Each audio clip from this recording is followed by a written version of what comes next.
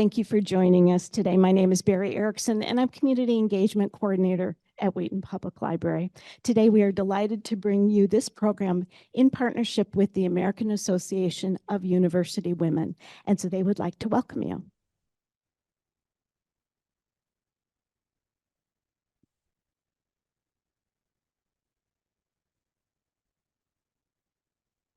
Like Barry said, we want to welcome you. I'm Karen Schultz, one of the co-presidents. I'm Nancy Passenger, another co-president. We want to, just a little order of business, we will be having our annual meeting next month, April 3rd, at the Glen Ellyn Police Station, which is where we have some of our meetings throughout the year. And it will be, as I said, April 3rd, and we will have the installation of our new, we'll have the election and installation of officers. Marie Corcoran is here. She is on the slate for membership co-chair. And Heidi Fraser is running for treasurer. And we'd love to see all of you back next month. It's on April 3rd, as Nancy said. We'll be at the Glen Ellyn Police Department. And our topic will be plastic pollution and some community solutions. So come and hear Jacqueline Kazaza, who's co-founder of Go Green Glen Ellyn. And I've heard her before. It's fascinating, all sorts of good tips for recycling and how to make our communities cleaner and greener. So hope you can all join us next month. And thank you for coming today. Oh.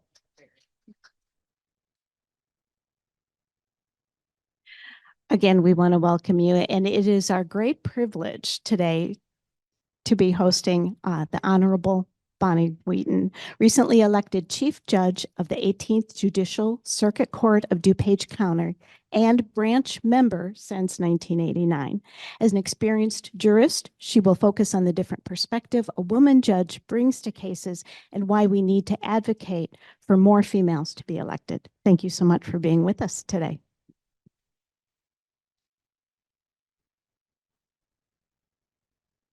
Again, thank you very much for inviting me to speak, and welcome everybody. It's so nice to see so many friendly faces that I know.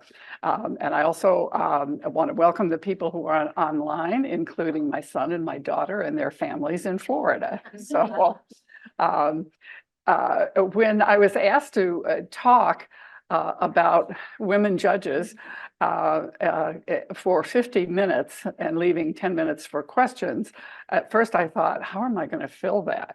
But I've enjoyed doing research so that I can tell you about some of the women who have made it possible for me to be here. First, I want to welcome everybody, wish you a very happy Women's History Month and a belated International Women's Day. And we are sandwiched between yesterday, which was International Women's Day, and tomorrow, which is International Women's Judges Day. So the United Nations has declared that March 10th is International Women Judges Day. So I have titled my program today, Women Judges, A Necessarily Brief History. And that's because the history of women judges only goes back to 1923. I am going to talk about international women judges, national in Illinois, and I think I'm going to introduce you to some women whose names you have probably never heard before. Alta Hewlett, Jane Boland, Fane Tucker, and Genevieve Klein. Probably maybe only one or two of you in here have heard any of those names, but these are women who made it possible for me to be where I am today. One thread that is going to be running through all of the things that I talk about today is women helping women.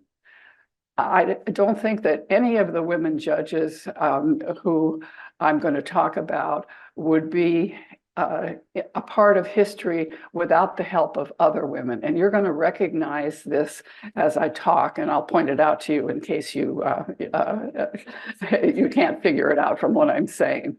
So as I said, let's see, oh, there we go, oops. As I said, today or tomorrow is International Day of Women Judges, and the theme is Women in Justice and Women for Justice. I like this slide because it shows the balance that we have to have. The two women on the left-hand side of the screen I'm going to be talking about later on. And it's only when women are included in the judicial system and the legal system that we can have a true balance of equality.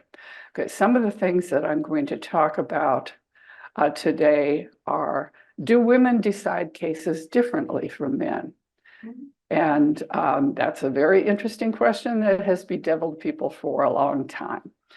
I'm going to talk about international women judges, and I'm going to talk about women in the federal courts, and also women judges in Illinois and DuPage County. And if I have enough time, I'm going to talk about the selection of judges in Illinois. And as far as the first question is concerned, do women judges decide cases differently than men? And in my research, I found that a lot of the first women judges really tied themselves up in knots trying to answer that question.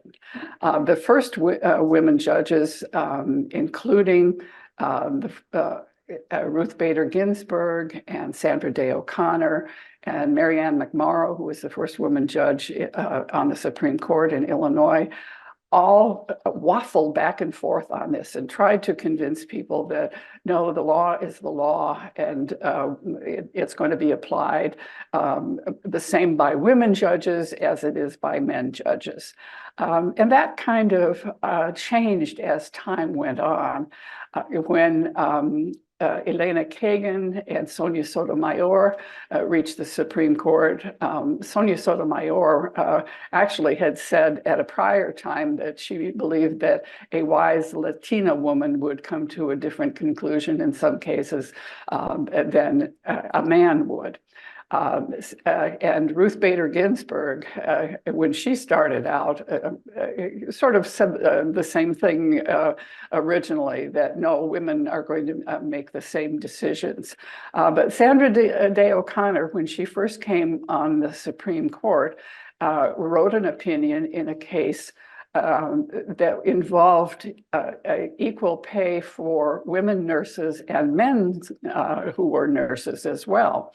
And she, to the surprise of many, said that women, only when women reach the same pay level as men would they be treated equally.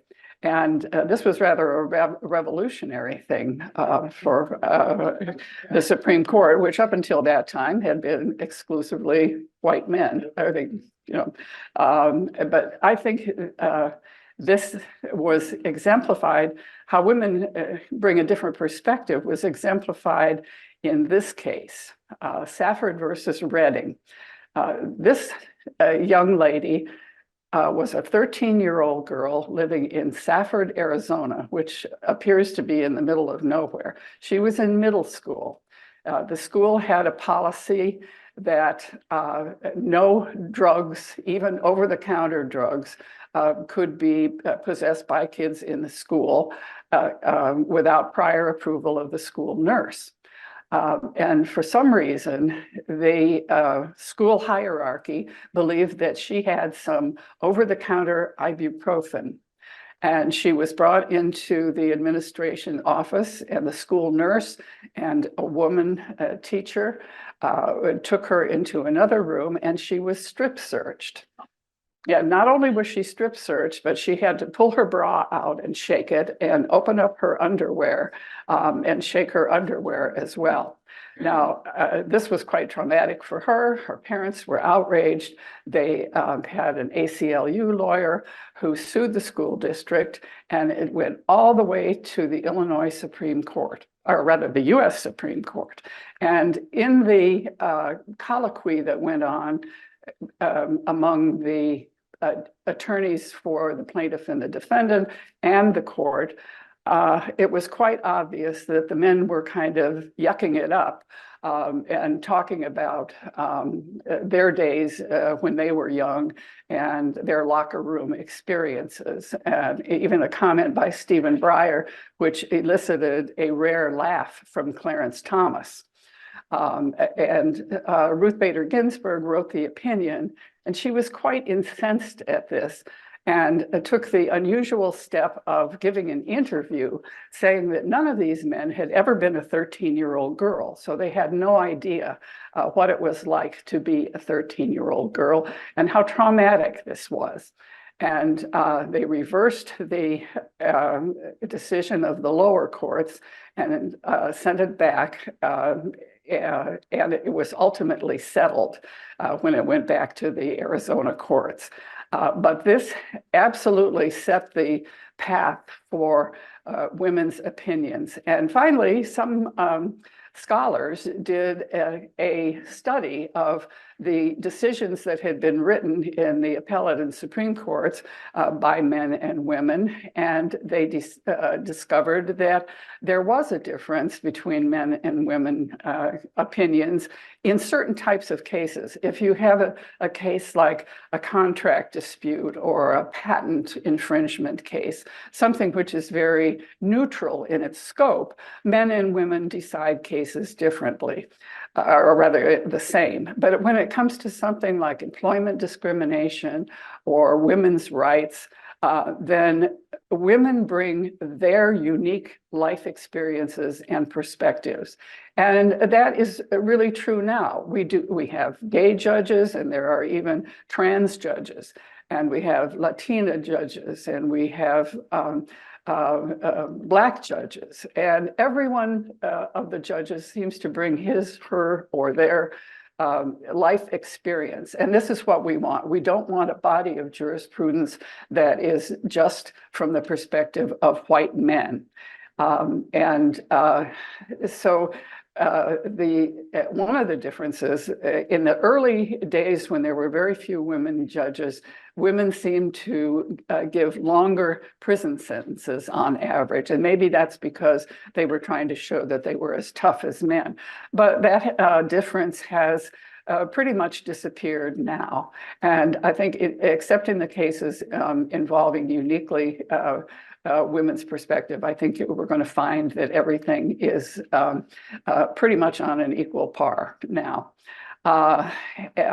Okay, moving on from that subject, I'm going to talk about women judges internationally. And this is the International Association of Women Judges.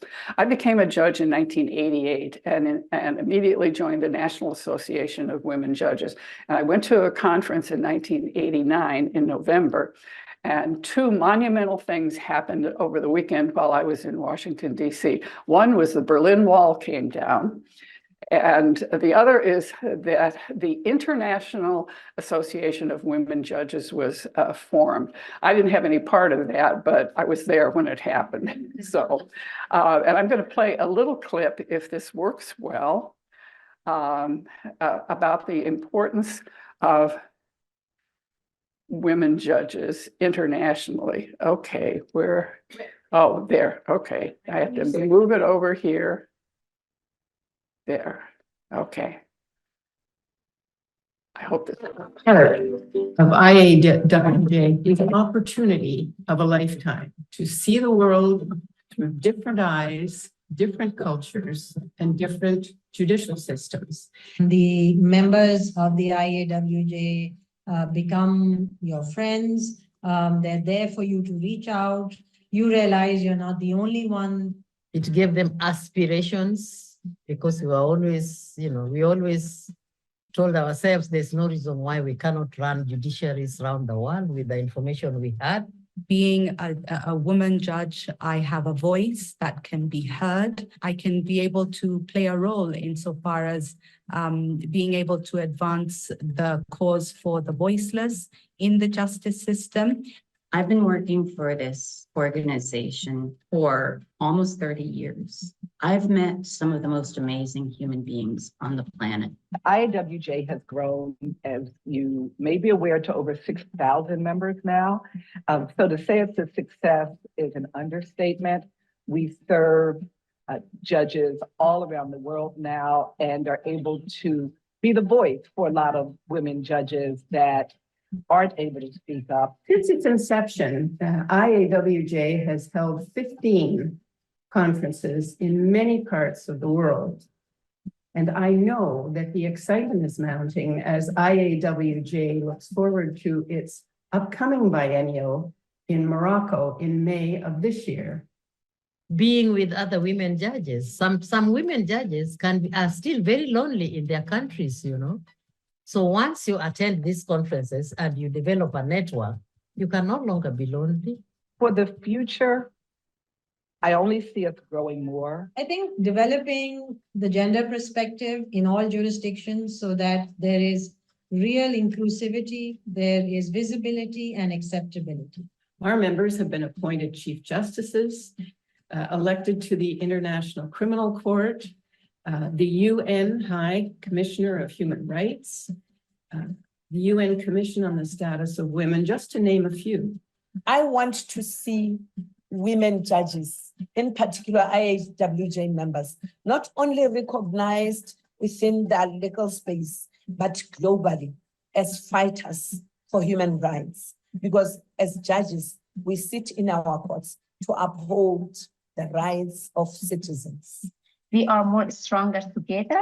We can do together huge works that we cannot do by our own. And now I see the judges in their 20s and 30s, and their whole careers are in front of them, and they're so smart and they're so wonderful. And I think that the world is in good hands. Okay, on to women in the United States. This is Genevieve Rose Klein. She was the first woman named to any federal bench, and that was in 1928. And my mother was 12 years old when that happened. So I need my glasses to read my notes here. I want to make sure I get this correct. Genevieve Klein was born in 1877. She was president of the Cleveland and the Ohio Federation of Women's Clubs. Again, women helping women, as you saw in the international women. She was a clerk in her brother's law offices. She obtained her law degree at age 44 from Baldwin Wallace College, and she was in practice from 1921 through 1928. She was an appraiser of merchandise for the Department of the Treasury, and I have no clue what that means. But she was a tireless advocate for consumer protection and equitable treatment of women. And in 1928, Calvin Coolidge appointed her to the U.S. Customs Court. It has a different name now, but that was the first time that a woman had served in any federal court in the United States. She never married, but she felt that women had to choose between being a mother and a wife and being a lawyer. Now, most of us today would say you can do both. You can. But she served for 25 years, and she died only in 1959 at the age of 82. So Genevieve is really the standard bearer for all of us. But she was followed by Florence Allen, who was the first woman federal appellate judge in 1934. This was the appellate court, not the trial court. At that time, there were no women in any of the federal trial courts. But she, wait a minute. Okay, I'm out of order here, sorry. She was born in Utah, and she graduated from Western Reserve University in 1884, and that's now Case Western Reserve. She studied the piano and became a music critic for the Cleveland Plain Dealer. She had her own byline, so she was very well known.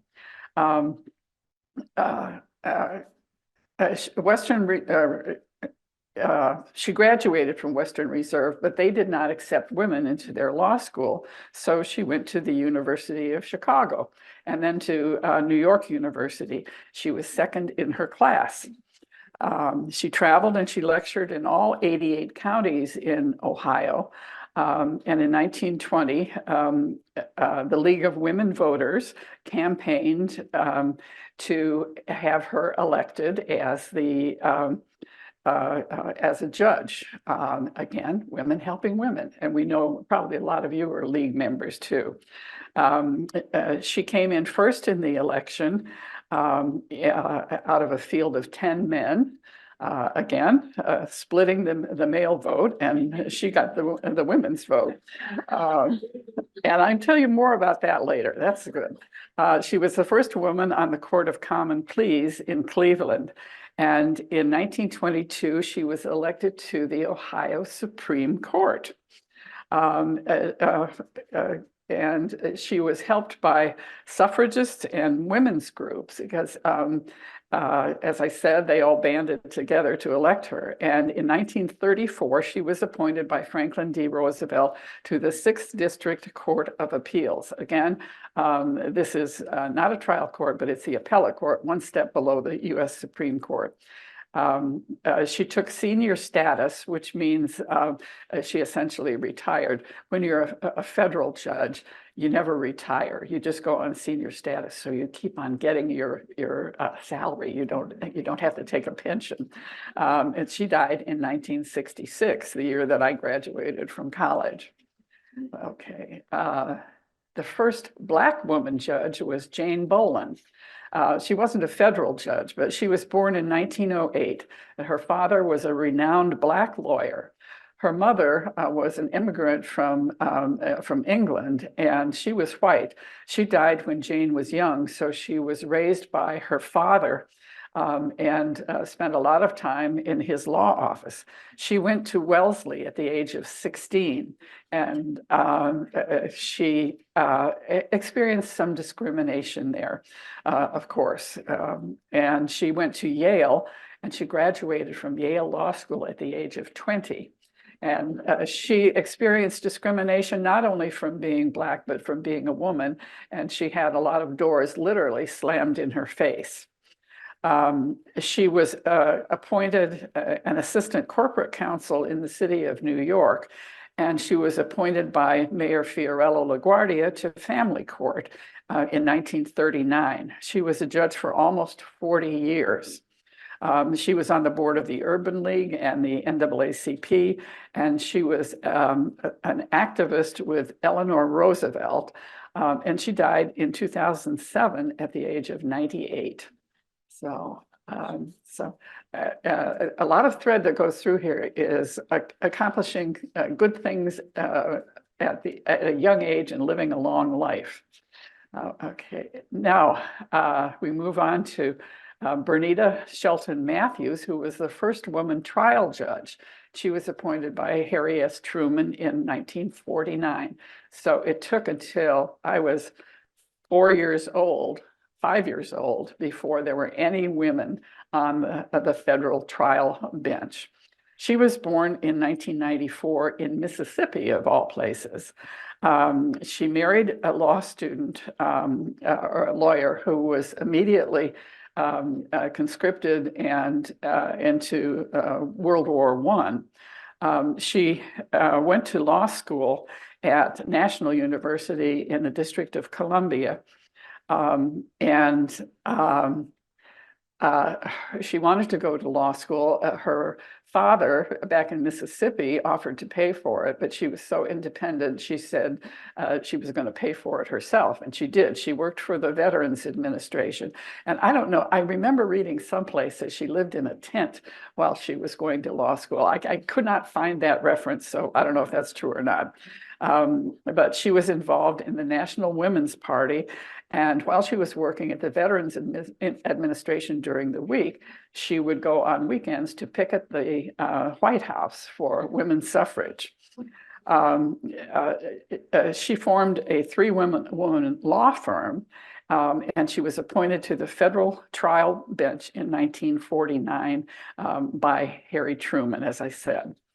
She graduated in 1920, and the reason that she formed her own law firm, of course, was because no man would hire her.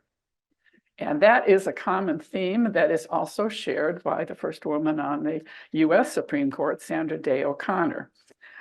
She was born in 1930 in El Paso and grew up on a ranch in Arizona, but lived with her grandmother in El Paso while she went to school. She also graduated from high school at age 16 and graduated from Stanford at the age of 20.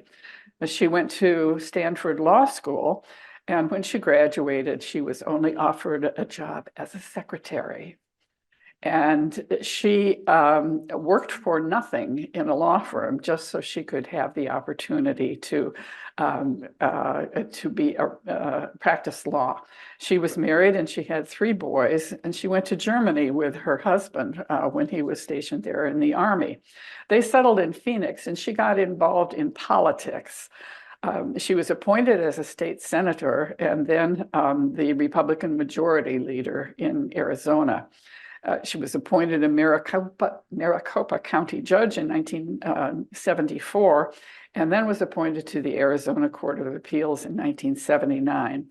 In 1981, President Reagan appointed her to the Supreme Court, where she really distinguished herself among her colleagues by writing some very, very important opinions. She retired in 2006 to essentially take care of her husband, who at that time was suffering from Alzheimer's.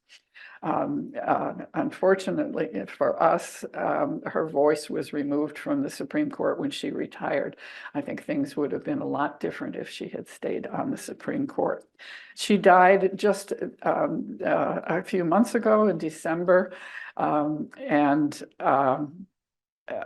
I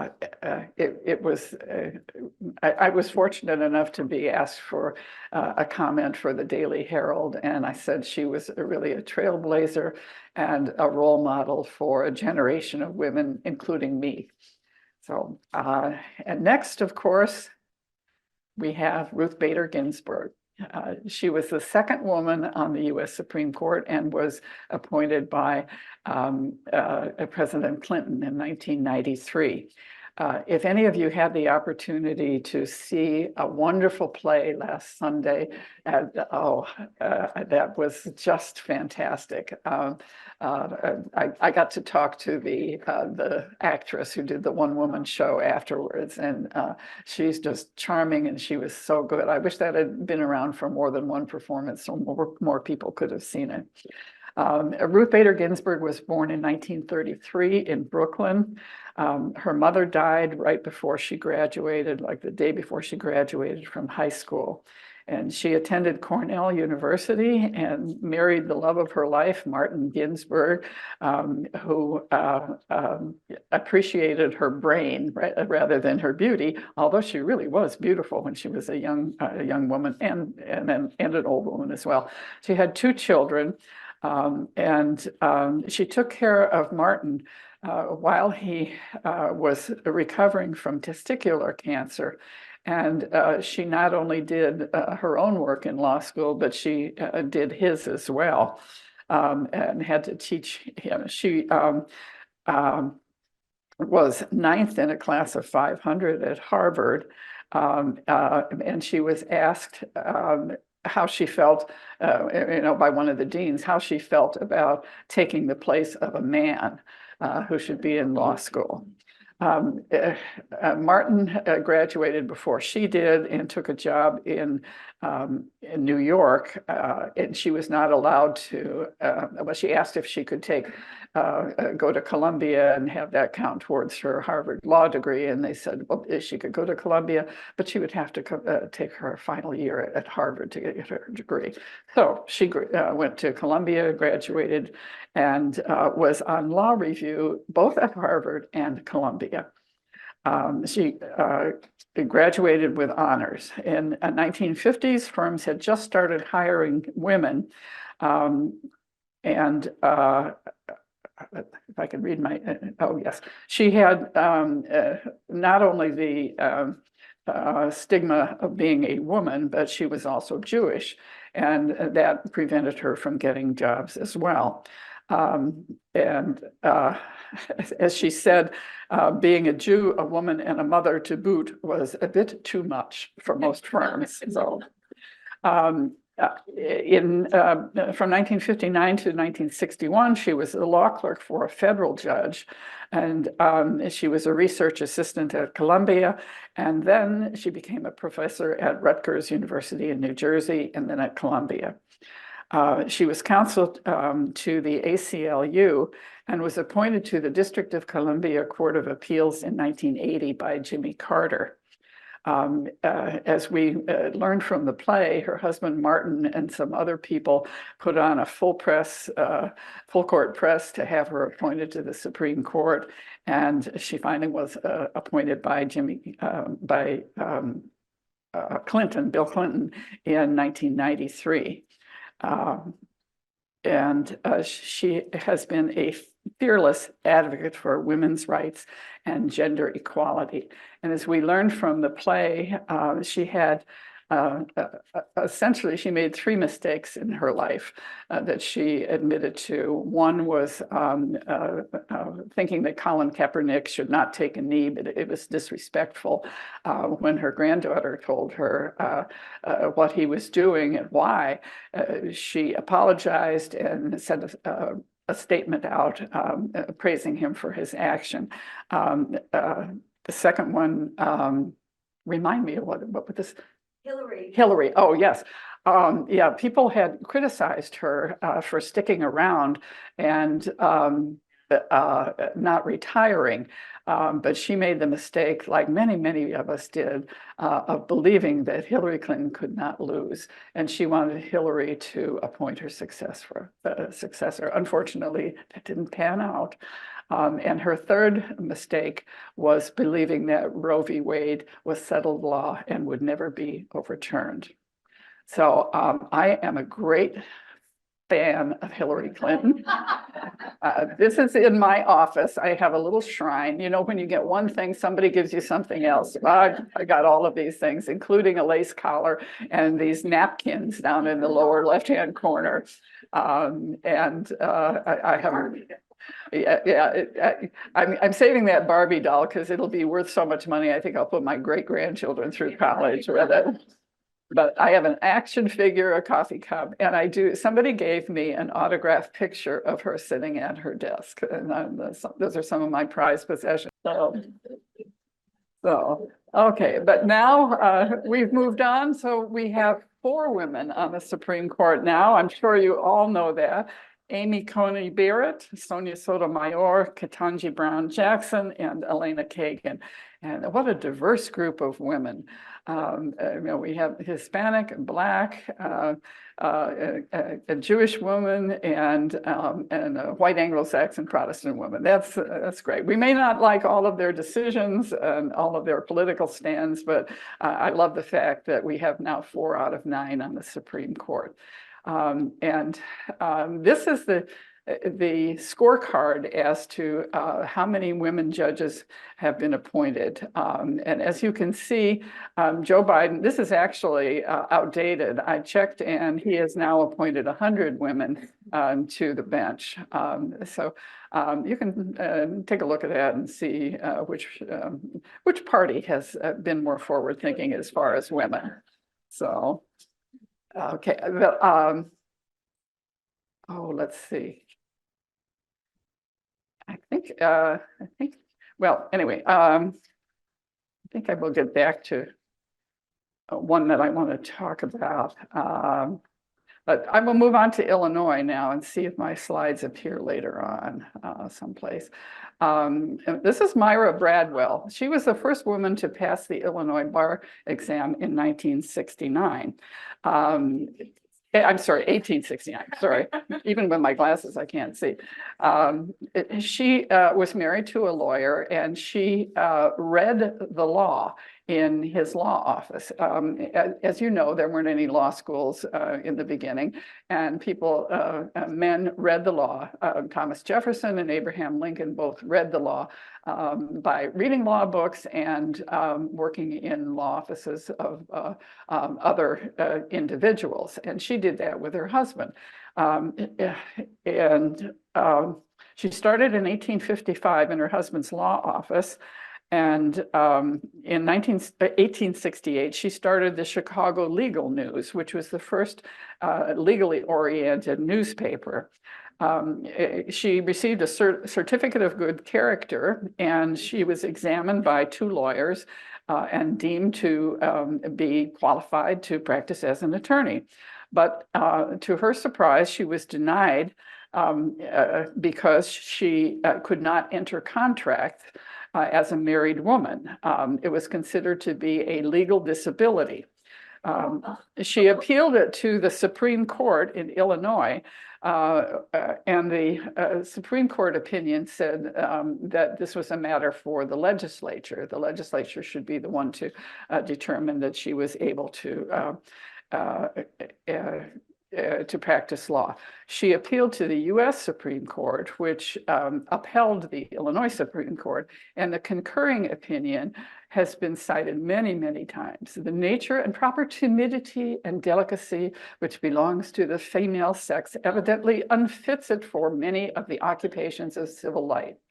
The Constitution of the Family Organization, which is founded in divine ordinance, as well as in the nature of things, indicates the domestic sphere as that which properly belongs to the domain and functions of womanhood. The paramount destiny and mission of woman are to fulfill the noble and benign offices of wife and mother. This is the law of the Creator. Does that sound like yeah, it's reminiscent of a certain Alabama decision in the past couple of weeks. Okay. She was finally allowed to practice or to receive a law license later on, but she never did practice law. She continued with the Chicago Legal News for the rest of her career. The first woman to actually graduate from a law school in the United States was Ada Kepley. She was born in 1847. She went to the Union College of Law, which is now Northwestern University's law school, and graduated in 1870. An Effingham County judge allowed her to practice in Effingham County despite the Supreme Court ruling that against Myra Bradwell. She was formally admitted to the Illinois bar in 1881, but she did not practice law. She was known for her stand and her advocacy for temperance and women judges. She so angered the son of a saloon keeper by her advocacy for temperance that he broke into her house and shot at her. But he missed and shot her dog in the leg. So her husband drafted a bill banning sex discrimination in professional occupations, and it became law in 1872. After her husband died, she lost her farm and died in poverty in 1925, which is a very sad tale. The first woman who was actually licensed in Illinois was Alta Hewlett. She was born in 1854, and again, she graduated from high school in Rockford at the age of 16. This seems to be a theme here. She became a teacher immediately, But she read law books and clerked for an attorney as well as being a teacher. She passed the bar exam in 1871. And she and Myra Bradwell knew each other. All these women, they all knew each other. She pushed for change in legislation, this law finally was passed, and it was the first in the nation to allow women lawyers and to prohibit sex discrimination in other occupations. The exceptions were military service and road construction for some reason. She had to take the bar exam again, even though she had passed it before, and she was licensed in 1873. She practiced for 3 years as an attorney, but unfortunately she was diagnosed with pulmonary consumption, which we now call tuberculosis. And she went to California because the climate was better, but unfortunately she died shortly before her 23rd birthday. So, and one wonders what she could have done if she had not succumbed.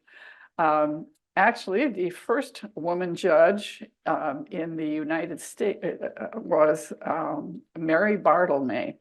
And this was in 1913. This is the New York Times, and it says, America's only woman judge is doing a big work.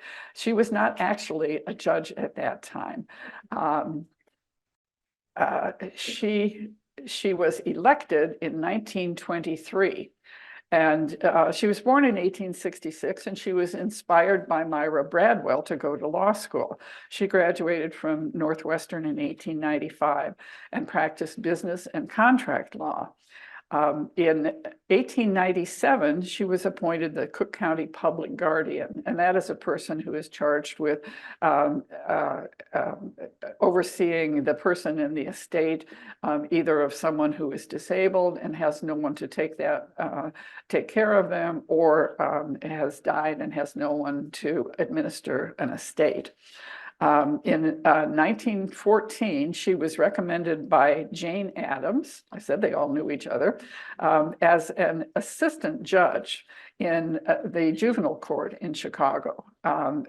Illinois was the first state to have a juvenile court, and she was appointed to represent the interests of young women. She was called Suitcase Mary because when she took charge of young women in juvenile court and they were going to a foster home or to another placement, she wanted to have them go with a suitcase full of clothes and other necessities. She and her sister lived together, and they took in, over the course of the years, 400 girls. Until they could find a placement for them. She addressed women's clubs all over Chicago and the North Shore to get them to fund this suitcase initiative. And they formed what they called Mary Clubs to provide this. Can anybody tell me what happened in 1920? Women got the vote, right? And so there was a vacancy on the circuit bench in 1923, and all of the women's clubs and the women's organizations who knew Mary got behind her, voted for her, and she was the first woman judge elected in the United States in 1923. And I love this picture because it's Mary with all of the women who helped her out, or not all of them, but some of the women who helped her out. She served until 1933. She died in California in 1954 at the age of 88. So she was elected in 1933, or rather in 1923, retired in 1933. And there was not another woman on the Illinois bench until 1953. And I think most people thought, well, there's a one woman judge, we've had our token woman judge. So the second woman judge in Illinois was Bertha Fane Tucker. She went by Fane Tucker. She was born in 1899, And she was elected in 1953 with the support of the Women's Bar Association of Illinois and women's civic clubs and groups in which she was active. She served for 17 years until she died in 1970, and she actually had a full day of work, and then she went home and died in her sleep. In 1961, she was elected as the chief judge of Cook County.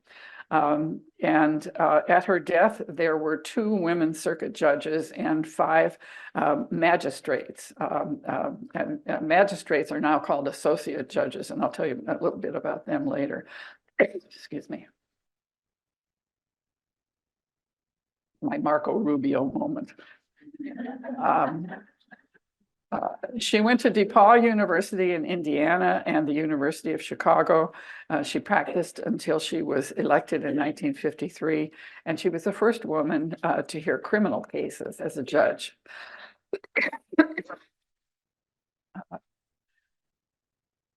Okay, moving on to the first woman on the Illinois Supreme Court, that was Mary Ann McMorrow. I knew this was going to happen, sorry.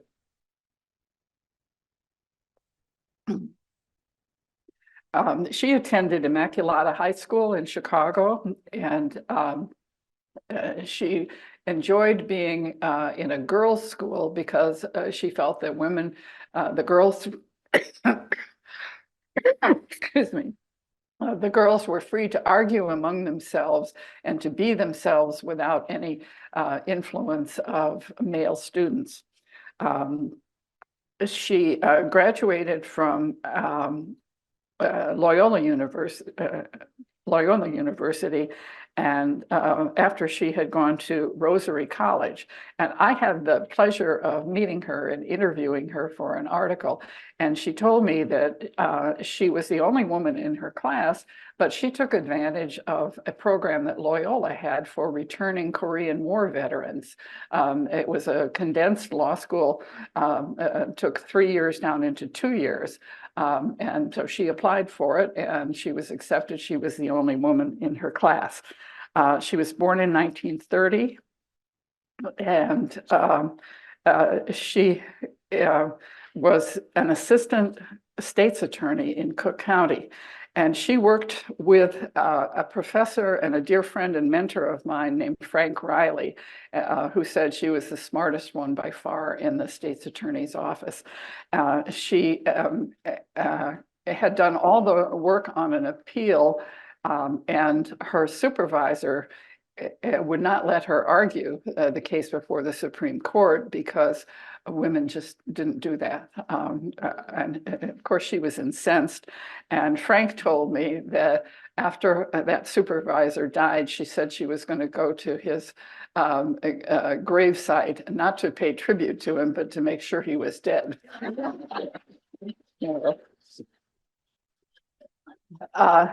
In 1976, she was elected a circuit court judge and became an appellate court justice in 1985. In 1992, she defeated 7 Democratic primary candidates and the Republican candidate in the general election to become the first woman on the Illinois Supreme Court. 10 years later, she became the Chief Justice and the first woman to lead a branch of Illinois government. She was just a delightful woman, and I really enjoyed the opportunity to get to know her a little bit, and we discovered that we had a couple of things in common. She was married to a Chicago police officer, and she had one child whose name was also Mary Ann, and she and I both lost our husbands to colon cancer, so we had that bond. But she was just a delightful woman, and she retired in 2006 and died in 2013. And moving on to our present Illinois Supreme Court, we have Mary Kay O'Brien, who was elected in 2022 to the Illinois Supreme Court from the 3rd District. And I think many of you were at my house when I had a meet and greet for her and some other candidates. And she is just a delightful person. I am proud to call her my friend. She's very, very down to earth. And on Thanksgiving, we had a text string going about what we were cooking for Thanksgiving. So she was born in 1965 on a farm in Reddick, Illinois, which has a population today of 163. She went to Joliet Junior College and then to Western Illinois University and to University of Illinois Law School. She was a state rep from 1997 to 2003 when she was appointed to the Illinois Appellate Court for the 3rd District. She was elected in 2022 and she lives in Essex, Illinois, which has a much bigger population than Reddick, 554 people. And it's 39 miles south of Joliet. She's married and she has 3 strapping young sons. She has made such a difference in the court in DuPage County. She, unlike the previous Supreme Court justices that we've had, she set up a screening committee when there are vacancies. The Supreme Court appoints someone to fill a vacancy until the next election on the circuit bench. And always before, it was sort of a mysterious process. To this day, I'm not certain how I got selected. I think somebody whispered in somebody's ear, but I'm not sure. But it was always a very mysterious process. But she set up a screening committee, and in the past year and a half, she has appointed 3 people to the circuit bench in DuPage County, and they are all women. And they are all running now to keep their seats, and I'll talk about that in a minute. But this really has changed everything. In the history of Illinois, we have had 8 Supreme Court justices who were women, and 5 of them are still on the bench right now. And I'm just thrilled to say that I've known all of them. And this is just recent history from the past 30 years. This is a picture of the Illinois Supreme Court the way it stands now. And this is kind of far away, but this is one of the most diverse Supreme Courts in the United States. We have 3 justices of color, including 2 women, Joy Cunningham and Lisa Holder White. Scott Neville is from Chicago. There are 3 from Chicago, and then the other 4 are from downstate. Mary Kay O'Brien is on the right-hand side. Elizabeth Rochford is on the left-hand side, and they are both from this area. It just gives me such pleasure to see 5 out of the 7 Supreme Court justices in Illinois are women. And it is the 3rd largest representation percentage-wise in the country. This is great, but I have to, here are my slides that I wanted to show. I have to tell you about women helping women become elected. In Cook County, of course, in the city of Chicago, the elected judges have all been Democrats. And that only occurs when there's a vacancy or a new judgeship. But this is the results from the Chicago Tribune in 1990. The women who are elected are in yellow, and you can see there are only 3 of them.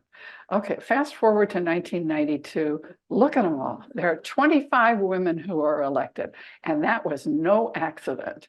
And I was told by one of the women who was elected, Sheila Murphy, that they knew that there were going to be a lot of openings because there were a lot of retirements and there were a couple of new judgeships, and the legislature had divided Cook County into subcircuits. So a lot of the women got together and they filed multiple petitions. All you need is 500 signatures. So they filed petitions in a lot of these vacancies. And each one is a separate office. It's not the top 5 vote getters. It's you have to run in for each vacancy. So they filed multiple petitions. They looked at who had filed where, and they withdrew petitions from the races so that there was only one woman with 1, 2, 3, 4 opponents who were all men, and they all got elected. So another example of women working together for themselves and also for each other. So now moving on to DuPage County, rather. Helen Kinney was the first woman judge, and she was appointed in 1972. And I knew Helen. I appeared in front of her as an attorney. And one time there was another woman on the other side of the case, and she actually stopped court and told everybody this was the first time she had had 2 women arguing on the same case. And I thought, okay, I made history for her. So, she graduated summa cum laude from DePaul University, and she was in private practice. Well, that's not the whole story. She couldn't find a job for a long time, and she finally got a job with a private firm, and it was only years later that she found out her husband was paying the law firm to hire her and paid her entire salary. So that's a common theme, not being able to find a job. Justice William Bauer, he's now justice, he was the state's attorney in DuPage County, and he hired her in 1962 as an assistant state's attorney. She was on the Constitutional Convention in 1970 that passed the new Illinois Constitution. She was appointed an associate judge in 1972, and she was elected in 1976 and retired in 1988, just before I was appointed. And she died in 1997 of pancreatic cancer. And she told me that she knew that she was, she had had a bout with it before. She said, I know it's going to kill me and I'm ready. So the second judge, woman judge, was Peg Coffin. I appeared in front of her as well. She was also an assistant state's attorney and president of the first president of the DuPage Association of Women Lawyers. She retired in 1991, and I did not realize this until I read her obituary, but she was a private pilot and enjoyed aerobatic flying. So, and she died in 2013. The third woman judge was Mary Ellen Provenzali. She's still alive. She lives in Downers Grove, and she was also an assistant state's attorney from 1977 to 1985, and she was appointed after a 5-5 vote that went on for weeks. I remember that. And she was deputy chief of the civil division. She was counsel to the sheriff, Sheriff Doria, and she later married him. So she retired in 1995. As I said, she's still alive and living in Downers Grove. And then fast forward to 2006, and we had these women on the bench. And this was when Linda Davenport was appointed, these ladies are all still friends of mine. Some of them are retired, and Linda and I are still on the bench. But this is the same picture, but you can see these are the 3 women chief judges. Catherine Cresswell in the, Ann Jorgensen, who's sitting on the right in the front, was the first woman chief judge, and she's now a justice on the 2nd District Appellate Court. Catherine Cresswell in the back was a 2nd woman chief judge, and she's retired and lives in Wisconsin now, and I'm the 3rd. So, and I've been there for 3 months, and I love it. So, anyway. And these are all the judges that we have in DuPage County. We have 48 judges, and 16 of us are women. we have circuit judges and associate judges. And the difference is the circuit judges select the associate judges. And if I have time, I'll talk a little bit about that. We have 15 circuit judges and 10 of us are women. And I can tell you, I would not be the chief judge if that were not the case. So the women elected me, and I'm very pleased to that was the case. And it's reached the point where every year the Bar Association puts on a show called Judges Night, where they lampoon the judges. And when I was an attorney, I participated, so I was ready to take my lumps. And of course, we knew, since my predecessor was named Ken, that this was going to be a Barbie and Ken. And of course it was Bonnie's dream house. So we decided to own this, and this is what, Linda didn't get the memo. Linda's on the appellate court now, but and we had a great time with that. Okay, I do have a few more minutes, and I'm going to tell you a little bit about judicial selection in Illinois, since it's a subject that's dear to my heart. Illinois is divided into 25 circuits, each circuit, you can see from the colors, some of them are single circuits, like Cook County, and DuPage and Kane and Will. They're all single county circuits. But down in the lower right-hand corner, you have the Second Circuit. There are 12 counties. It's a huge area, but of course the population is very sparse. There are different types of judges in Illinois. And we have circuit judges. They are elected in partisan Republican or Democrat elections. There are 255 circuit judges in Cook County and 263 downstate. And that's because, of course, Cook County has a much larger population. Then we have associate judges. And the important thing to remember are the associate judges are selected by the circuit judges. And there are 148 in Cook County and 265 downstate. In DuPage County, we have 15 circuit judges and 33 associate judges, and all 33 associate judges are selected by the circuit judges. And that's why the election of circuit judges is so important, because half of the judges in Illinois appoint the other half. And we have appellate justices. They are also elected in partisan elections, and there are 54 in the entire state. And of course, we have Supreme Court justices, and they're elected in partisan elections as well. And as I said, 3 are from Cook County and the other 4 are from downstate. And the appellate justices and the Supreme Court justices have 10-year terms. The associate judges have, the circuit judges have 6-year terms, and we only run for retention. When you see that on the ballot in November, it'll be shall this judge be retained in office, yes or no?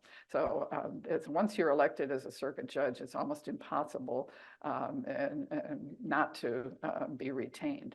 The appellate courts originally in the late 60s were divided into Cook County and the surrounding counties. And you can see from the black line here, that used to be our district. We were in the 2nd appellate district, but the population has grown and shifted so that they are, it was all out of whack. There were almost 4 times as many people living in the 2nd district as in the 4th district downstate. So in 2022, that was all shifted by the legislature, and DuPage County was moved to the 3rd district, the sort of the light brown area there. And DuPage County makes up about 48% of the population. So very important DuPage elections. And there are some important quirks that you have to know about Illinois elections. As I said, each candidate runs for a specific seat, the vacancy of Jane Doe. Sorry.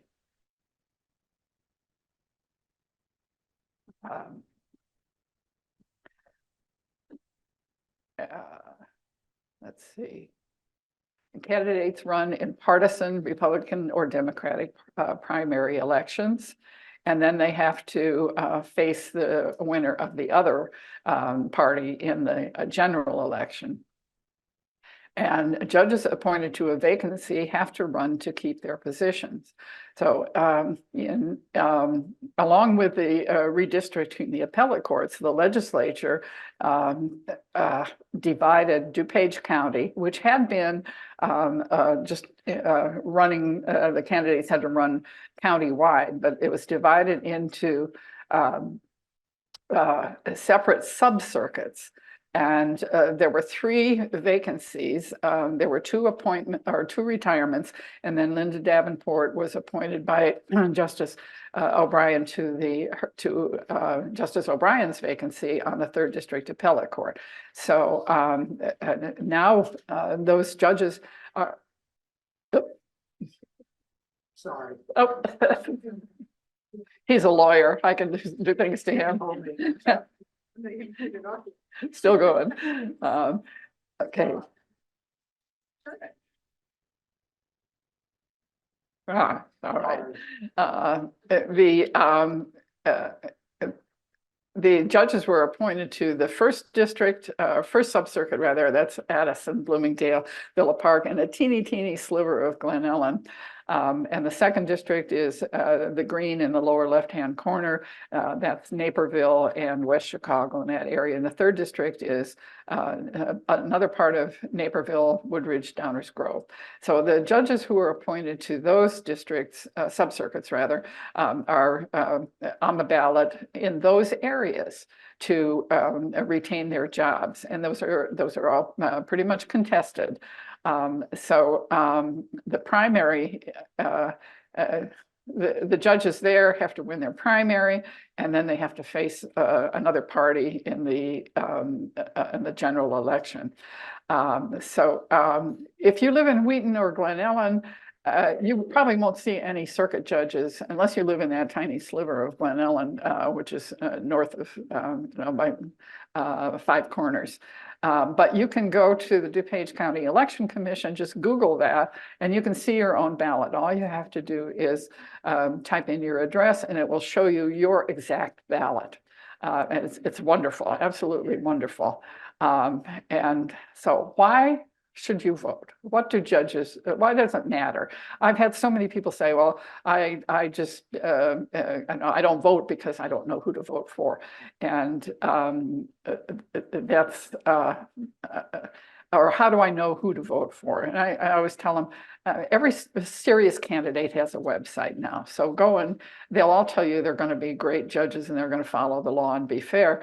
But you can also look and see who is supporting those judges, who has endorsed them, and what organizations are backing them. If Second Amendment rights, gun rights are your thing, then look for somebody who's appointed by the NRA PAC. If women's rights and bodily autonomy are your thing, then see who's being supported by personal PAC.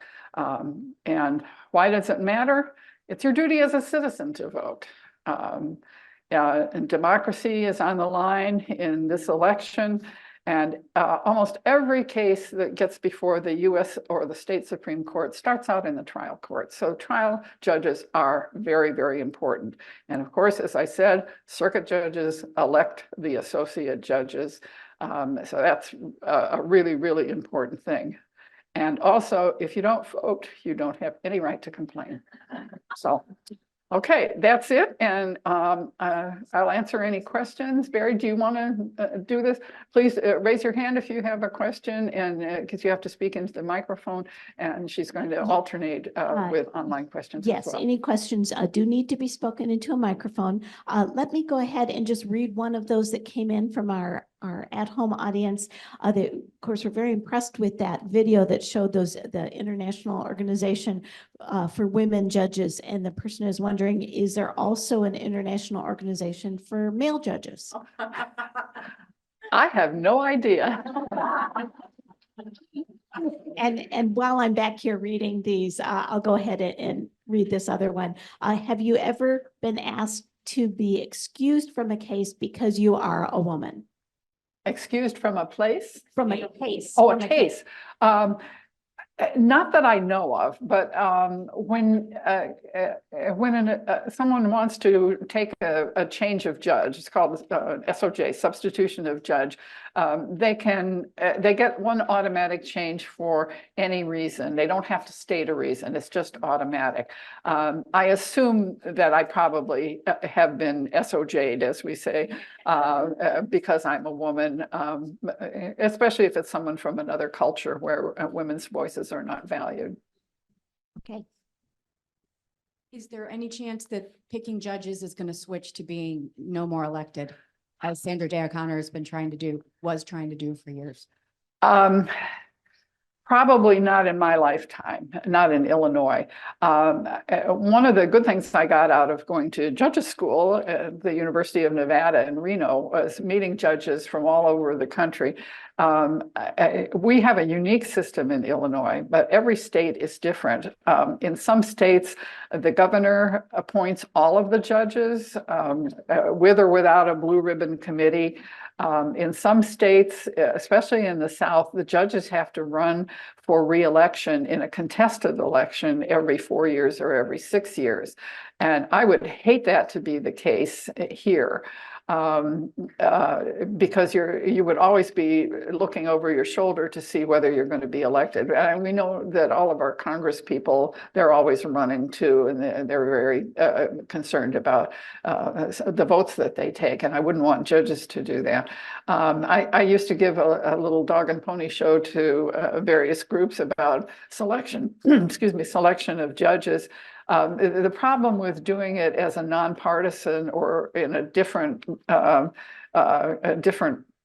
election is that the votes for judges are usually at the bottom of the ballot, and the number of people fall off, so that judges have the fewest votes cast.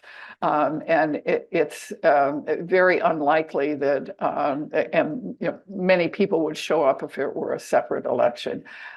So I think that this was done in 1970 when the Constitutional Convention came out with the new Illinois Constitution. I don't think it's going to change very soon. Okay, any other, there's another question. I'm not sure I like the fact that circuit judges can just choose who they want to be.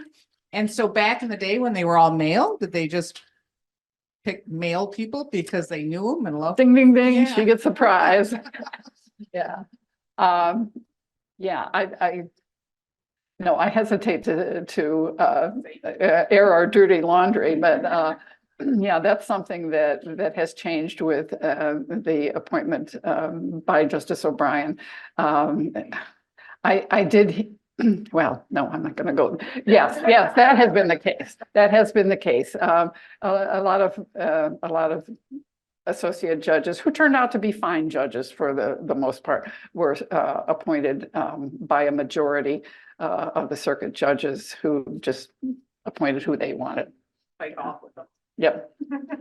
Okay, maybe time for just one more question if there is one. All right, let me.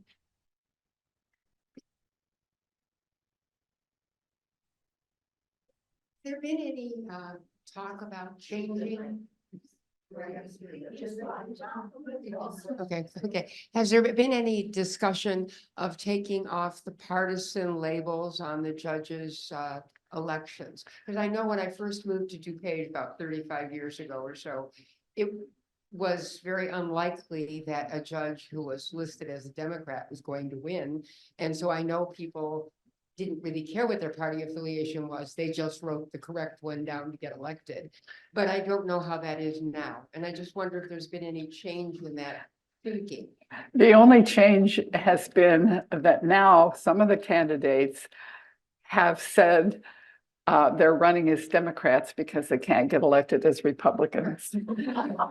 And I ran as a Republican up until, probably, no, I can tell you, until Linda Davenport ran as a Democrat and won by 33,000 votes. All of the people who were elected had run as Republicans. But now one of the candidates, and I'm not going to name names, but actually is on record as having sent an email out to people saying, I can't win as a Republican, so I'm running as a Democrat. So, yeah. So the worm has turned. So, All right, we do have one or two more questions from our virtual audience. Someone asks, have there been landmark cases in Illinois where women judges played a pivotal role in advancing women's rights?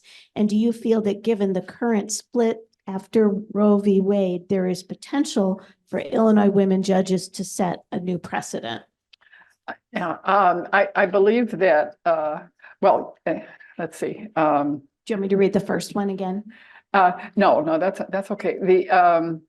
The Pretrial Fairness Act, you probably know that there's no more cash bail anymore. The women judges on the Illinois Supreme Court really played a part in that, and that affected men and women equally. And I'm very happy to say that in DuPage County, it's working very, very well. And the circuit clerk is going to have in the next couple of weeks a dashboard on her site that will show how many people were detained, how many petitions for detention were filed. But that wasn't specifically for women's rights. And what was the second question? Do you feel that given the current splits after Roe v. Wade, there is potential for Illinois women judges to set new precedent? Absolutely. Absolutely. I think that if there are any challenges to anything dealing with women's reproductive rights, that the 5 women on the Illinois Supreme Court are going to make a big difference. But it takes a long time for a case to reach the Supreme Court. So. All right. And I want to wish my daughter a happy birthday. My baby is 51 tomorrow. So. And we do have one last virtual question here.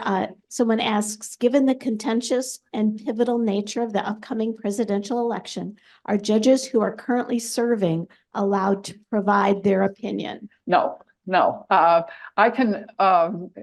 We can only endorse or oppose another candidate if we are up. So when I had my meet and greet for the women candidates, I was up for retention. So that allowed me to endorse all of them. But the Illinois Code of Judicial Conduct changed. It went into effect, I think, in January 1st of this year. And that greatly reduced the scope of what a judge could do. We can give our own personal opinions about different issues, but then we have to, of course, say, I will follow the law. I will decide everything fairly. All right. Well, thank you so very much. We really appreciate it. Thank you.